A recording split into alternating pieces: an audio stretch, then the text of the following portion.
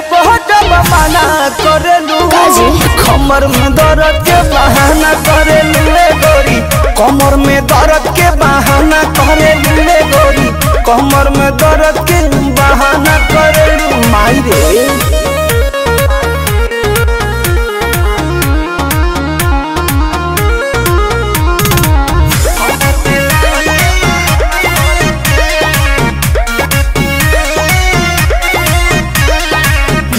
दोपहरिया में धरिया कवरिया में भागेलू कूद के ना आवेलू पजरिया में भागेलू कूद के ना आवेलू पजरिया में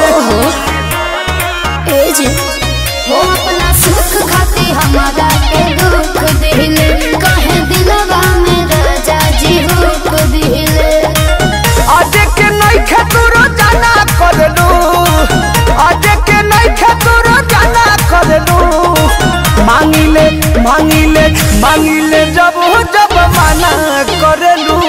कमर में दर्द के बहाना करेलू रे गोरी कमर में दर्द के बहाना करेलू रे गोरी कमर में दर्द के बहाना करेलू। कैसे कही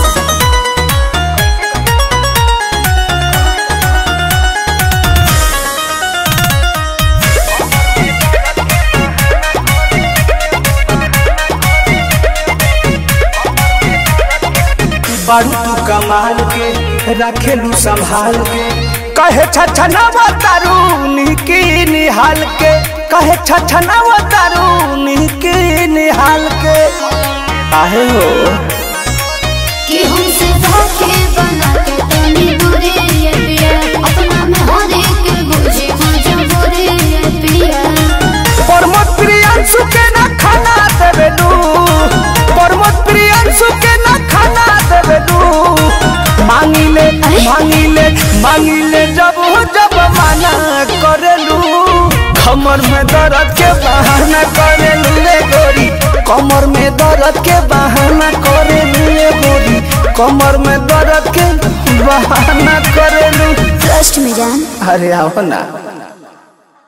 मांगिले मांगिले मांगिले जब जब मना करेलू कमर में दर्द के बहाना करेलू रे गोरी कमर में दर्द के बहाना